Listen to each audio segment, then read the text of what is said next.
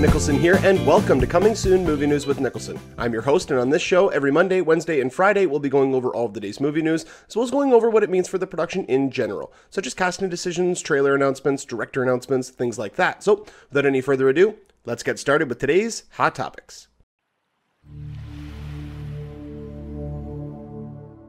So today's episode is essentially a Star Wars-based episode. All the news information that we have coming out today are about the upcoming Star Wars films, not necessarily just about Episode 7, but the majority are about Episode 7. So, without any further ado, we have confirmation now that the first teaser trailer for Star Wars Episode 7, The Force Awakens, will be debuting this week in over 100 theaters in the US. So they're going back to the old standard of how they did things, where they will debut it in theaters first, and then you will see it online sometime after that. So what they have confirmed is that Regal Cinemas in the States are going to be showcasing the movie, the trailer in 100 theaters. Apparently it's going to be every single showing. So if you, this is via Slash Film. So if you want a list of the theaters, they've only debuted, I think, up either 9 or 10 as of this point. But if you want to check out the list of theaters to see if they're in an area that's around you, then definitely head on over to Slash Film's website and read up on the article, because they will have a list of all of the theaters that are showing it. And I am damn pissed that I don't live near one of them, because I live up here in Canada. So we're not going to be having any of those screenings. But in this day and age, I mean, they said it's going to be between Friday and Sunday that they're going to be showing it. It's going to be on every screening of every movie. And the thing with that is that by Saturday, somebody will have recorded it, because there's no way that they could have that much security at every single theater across the country that is debuting it. Now, maybe with it being so small, they might be able to. But you're going to get a bootleg version of this trailer up online sometime on Saturday, most likely, if not at the very latest Sunday. And Disney, who just kind of went through a leaked trailer situation with Avengers Age of Ultron, hopefully they're aware of that. They have a full HD digital version ready to be uploaded.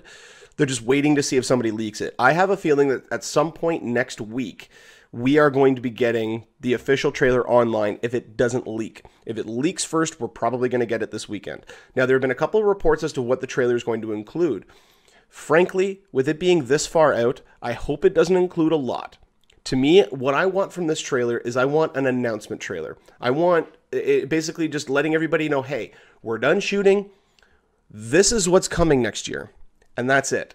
You know, the rumored description is basically just a lot of character shots. So it'll just be like people doing this a lot. And then followed by you just hear a voiceover saying, wake up. And then the title card comes up and you see the Millennium Falcon go at the screen. That's essentially what the trailer we're going to get, if the description is to be believed. Now, Slash Film, which is one of the sites that first reported on the trailer description, also reported that the trailer would be debuting sometime this week. That was just confirmed. So, I wonder if that is the trailer. If that's the trailer, I am more than happy with it. The main reason is because it's not going to give a lot. I don't want to see a lot of footage right now. And I know that's kind of counterintuitive to the whole point of being a movie fan, is you want to see as much as you can right away. But I don't want to be spoiled. I don't want to get all of the really cool shots. It's like whenever you watch a trailer for most comedies, they put in a lot of the really funny jokes in the trailer. And so when you watch the movie, the joke has lost its intensity. It's lost its impact. And I don't want, excuse me, I don't want that to happen with Star Wars, and I hope that it doesn't. So we're going to be getting our first taste of footage sometime at the end of this week, most likely at the beginning of next week online. When it does post online, I will definitely be updating you guys. But one other important little fact, we are getting the first Jurassic World teaser this Thursday. And anybody who has seen that little 15-second clip knows that there was nothing spectacular in that clip. Nothing whatsoever. But again, that to me is an announcement trailer. It's like, oh, it's coming. And so we're going to be getting our first official trailer on Thursday at 6 p.m. Pacific time, 9 p.m. Eastern Standard Time during one of the NFL games on Thursday. So I am really excited about that. I cannot wait for this. I've been hoping for Jurassic Park 4 / Jurassic World for years. I remember back when the movie was first announced. They announced it, I think, back in 2004.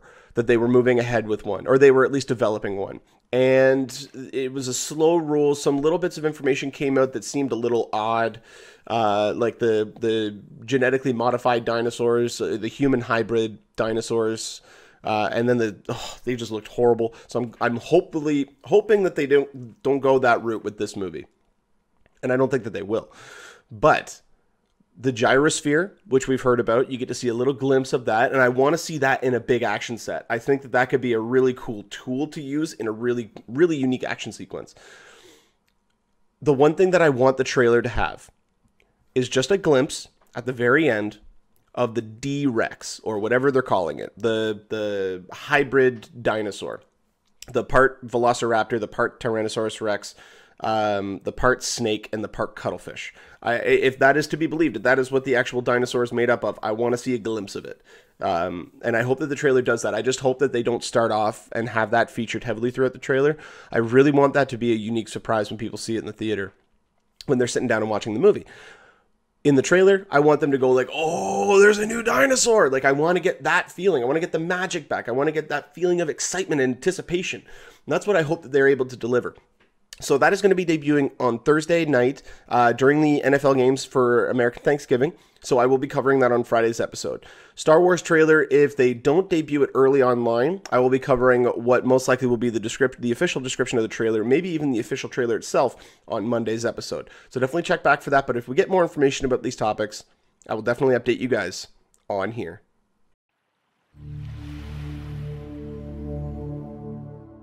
Continuing on with our Star Wars Day, rumors have come out, again via Slash Film, that we have the rumored plot details of the first Star Wars spin-off film. And when I first read it, I thought, this is cool, this is unique, this is something different than what we've seen in the Star Wars universe. But then I took a step back, and I realized this most likely is fake. And the only reason that I say that is because this sounds just like Suicide Squad, which sounds just like Sinister Six, which is the team up of the villains, you know, and I mean, the storyline sounds really cool. It sounds like there's a lot of really cool possibilities with that, but the inception of this story almost seems like it's a rumor only because it's fueled by the fact that it sounds like Suicide Squad, but in Star Wars universe. So essentially the main plot points that have come out, that if this is to be true, this is again just a rumor, that it would center around the mission to obtain the plans to the first Death Star. So before Episode 4, A New Hope. The time frame would be around there. So it would be most likely within the days or weeks prior to the events of Star Wars Episode 4, A New Hope beginning. It would follow a group of bounty hunters who were hired by the rebels to secure these plans. Boba Fett is not confirmed. They haven't confirmed that he is a part of it, because the big rumor up until now is that this is going to be the Boba Fett film. But with it being surrounded, or the storyline surrounding bounty hunters, I could see that including Boba Fett, maybe as the main character, the main focal point. Just like how with Suicide Squad, Deadshot is going to be the main focal point of that story. So I could see Fett likely being that. My only problem with it is because of the similarities. If this is true, the similarities between Suicide Squad's going to be opening up like 4 months before this movie does. So, especially with it being a DC movie, if it's going to be impacted by Batman v Superman, and then Star Wars coming out, and it being the first Star Wars movie outside of the main saga movies, the similarities to other stories that have just recently come out. If it's a movie that came out like 5-10 years ago, that's a different story with similarities to that. But this is going to be a movie that's released within 6 months, 5 months, actually September, October, November. That's 4 months. So I don't know if I believe this. If it is true, I like it. I do like the idea. I just don't like the fact of seeing 2 or 3 movies that are exactly the same, but that are high profile, that are big tentpole movies, and they're all essentially the same. I mean, that happened with, even though they were filmed at different times, it happened with The Raid and it happened with Dredd. A lot of people accused Dredd of copying The Raid, even though they were filmed at the same time. Dredd just had a much longer post-production process. So I don't know if I really feel comfortable with that. The other thing that is very odd about this report is that they said that the Millennium Falcon would most likely be included in this project, but Han Solo is not a character that's featured in the script. Well, I mean, if we're going back to Star Wars canon history, Han had the Millennium Falcon for a fair amount of time before A New Hope. And if this movie is set just before A New Hope, now, I mean, it could be set 6 months before A New Hope. Could be set maybe even, I don't think it would be a year. I think it would be about 6 months. Or maybe in the coming weeks before A New Hope. We really don't know at this point. But if it is to be included, I don't see how the Millennium Falcon could be included. If it was another ship that was very similar to it, then I could see that. But then what's the point of using it? I mean, up until this point, the Millennium Falcon has been seen as a unique spacecraft in this universe. I mean, we haven't really seen any others, except for that one little quick shot on Naboo in the prequels, where you saw Millennium Falcon just on the tarmac. I don't know if this is the right way. I mean, to me, it's nothing's making sense about this, and that I can understand it being a bounty hunter film with Fett being included, and that's how you could do a Boba Fett movie in a way. At least it would make it a little bit more interesting. But yeah, I mean, I don't know. Let me know what you guys think about this, whether or not you think this works, whether or not you think that this is the right story and the right direction that they should be taking this new universe outside of the main saga. Because this is going to be our first taste of what Star Wars is like outside of the main Skywalker saga story. So, I mean, I'm still intrigued. It's Star Wars. I'm going to be there day one. I mean, this is probably going to look amazing with Gareth Edwards directing it, who did Godzilla and Monsters. I mean, we got a great guy behind the lens. Gary Whitta is writing the script, and while his record has been spotty, he does have some good successes under his belt. So, I mean, there's a lot of positives going along with this. And we could only be getting a taste of what the storyline actually is about. So, I mean, this is all just rumor and conjecture up until this point, but let me know what you guys think in the comment section below. The movie will be opening up December 16th, 2016. When we get more information about this topic, I will definitely update you guys on here.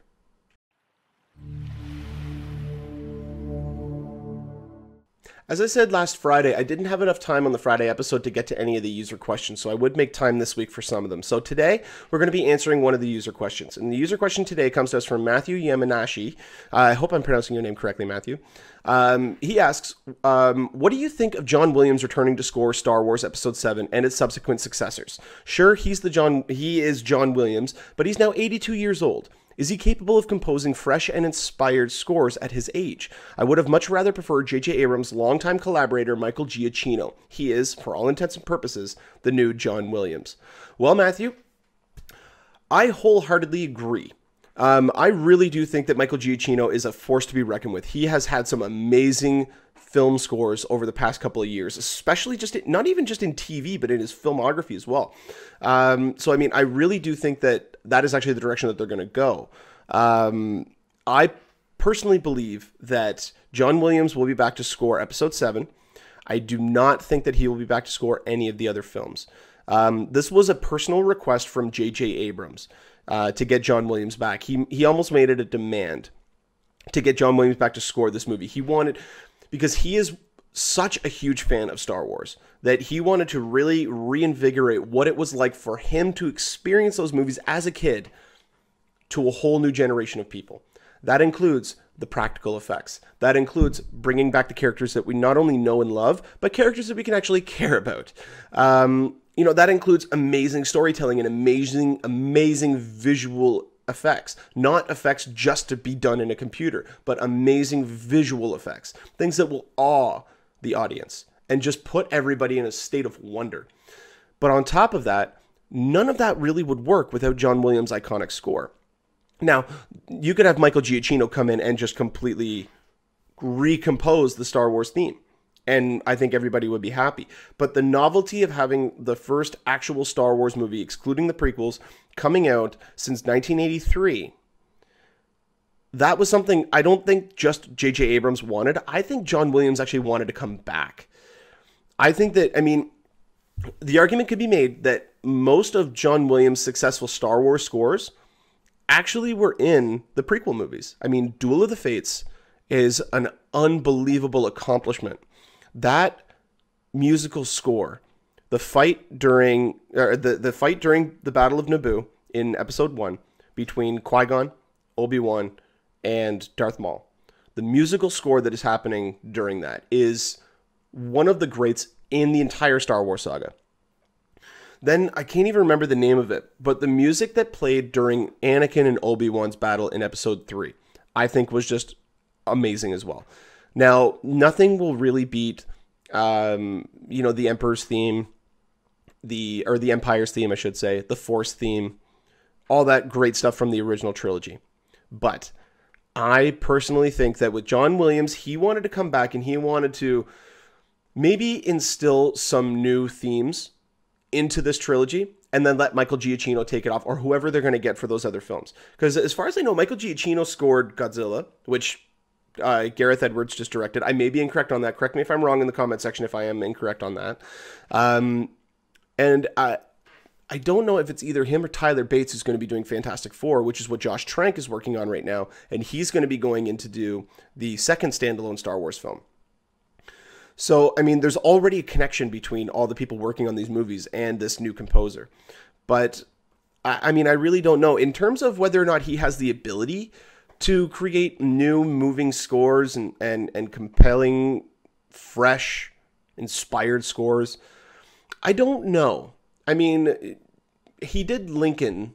That's just a Steven Spielberg collaboration. So, I mean, that was always going to be really good. But one thing I think that's happened is that John Williams has had such a long and extensive career that it is now at the point where a lot of his scores are going to come off as feeling like they're taking samples from other pieces of his work. And I think that's just that just happens with time. There comes to a point where you just no longer can come up with new melodies. And that is not a fault of your own. That is not a fault that you just can't do it anymore. You're just not very good. You've just been so successful and so talented, you've exhausted the entire library that you have at your disposal. So, do I think that he can create fresh and inspired scores? I think there's a possibility.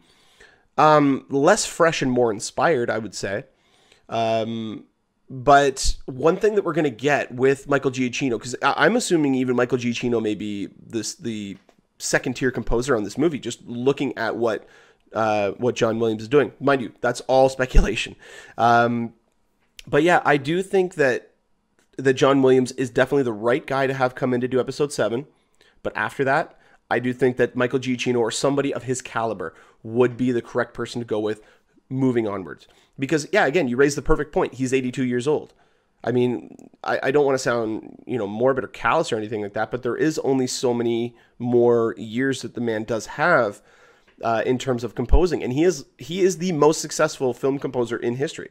Nobody has ever outdone him. He has more Oscars than I think anybody else in the history of Hollywood. I may be incorrect on that one as well, but he is within the top 3. So, I mean, yeah, hopefully, Matthew, that answers your question. Let me know if you wanted to go into any further detail on it or anything of that sort. I mean, John Williams over the years, just the amount of powerful scores that he has created, the amount of sequences that have been elevated because of his musical scores. I mean, just even thinking back on Jurassic Park. I mean, going back to Jurassic Park, I think Michael Giacchino is actually the guy who's composing for Jurassic World. So there's another John Williams, Michael Giacchino connection. But even just thinking back on that theme, I mean, that was just breathtaking. It fits so well. We hadn't really heard anything like that before. I mean, I don't think anybody out there really can replace John Williams, but I do think that we can have somebody come in and be... I don't want to say a replacement because that underscores what Michael Giacchino's doing, but I'm really blanking on the term, but I really do. I don't want to say replacement, but in that sort of vein, he could be almost like a new protege, or yeah, I think you guys get the gist of what I'm trying to get at. But yeah, hopefully that answers your question, Matthew. By the way, anybody out there who has any questions or topics that you would like to have discussed on the show, go ahead and put a comment in the comment section of whatever video you are watching, or you can go ahead and put an email or write an email to movienewswithniklsun, Niklsun @gmail.com, and we will answer all your questions on every Friday episode as long as we can get to them. But if not, we will try to disperse them throughout the week. So Matthew, again, hopefully that answered your question. And if we do get any more information about this, whether or not Giacchino gets picked up for episode 8, or if he gets picked up for the standalone films, is still up in the air. But if we do get more information about that, I will definitely update you guys on here.